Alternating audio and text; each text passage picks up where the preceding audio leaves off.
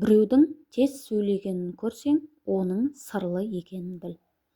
Түске дейін ұйықтайтын адамды көрсең, оның қиналып жүргенін біл. Біреудің көп күлгенін көрсең, оның мұңлы екенін біл. Ал үнемі күлімсіреп жүретін адамды көрсең, оның кішіпейіл, жүрегі таза екенін біл. Ал сенімен үнемі ұрсып жүретін адамды көрсең, оның сені жақсы көретінін біл. Сенің ауыр жұмысың әрбір жұмыссыз адамның арманы, мазалап жатқан балаң әрбір баласыздың арманы. Кішкене ғана үйің әрбір үйсіз адамның арманы, денсаулығың әрбір науқастың арманы, жақсы көңіл күйің әрбір мұңға батқан адамның арманы. Сондықтан шүкіршілік пен қанағат қылу өмірлік ұстанымыңа айналсын. Іштегіні айту керек деп, қалай болса солай сөйлеу ситуацияны ушықтырмайсыз. Үндемей құтылу керек деп, бәрін ішке жұта салмайсыз.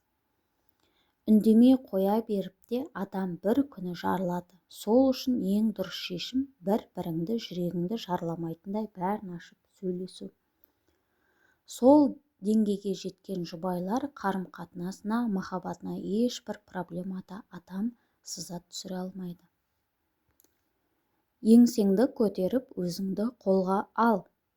Дәл қазір сізге біреу ең жаман адам, ең жаман жұмыскер, ең жаман бала, ең жаман дос болып жүрген боларсыз.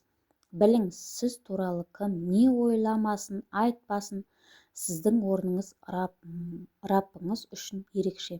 Қандай күнә жасасаңыз да, сізді кешіріп жақсы көре беретін Алла. Адамдар мүмкін қателігіңіз үшін сізден теріс айналып кетуі мүмкін, не болмаса сізді түсінбеуі мүмкін. Өзіңізді мына әлемге жалғыз сезініп жүрсеңіз, қатты қателесесіз.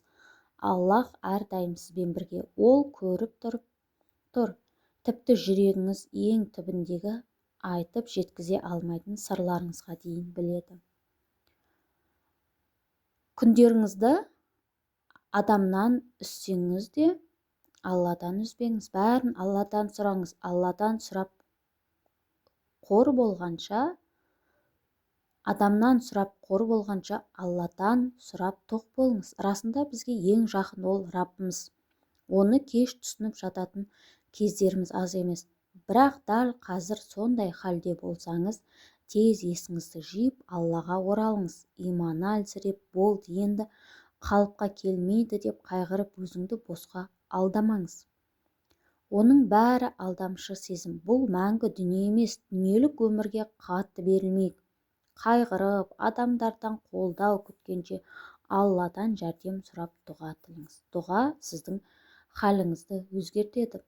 Аллаға деген сенім, Аллаға сенген адам ешқашан ұтылған емес. Әрбір өміріңіздің сәтіне риза болып, Аллаға мақтау айтыңыз. Жеңіл өмір сүріңіз. Қайғырып, өміріңіздің жартысын өткізіп алудан қорқыңыз. Өмірдегі әрбір сынақ сізді сындыруға келмейді. Керісінше сізді шыңдауға келеді. Жай ғана Аллахқа тәуекел етсеңіз болғаны. Қалай бәрін реттеп қойған байқамай қалайсыз.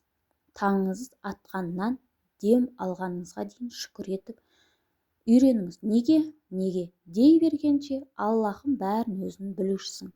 Мына істің бәрін өзіңе тапсырдым, өзің реттеп хайырлы қылшы деп тәуекел етіп, жеңіл өмір сүріп кетуіңізге не кедергі?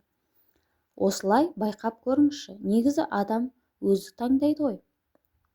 5 минут қайғырма, әлде 5 ай қайғырама. Аллаға байланған өмір сіздің таңдауыңыз болса, бәрі жеңіл. Сәлеметсіздер ме? Мен есімім Әсия Ерболқызы. Менің каналыма тіркеліп, комментарий жазып, қолдап отырыңыздар.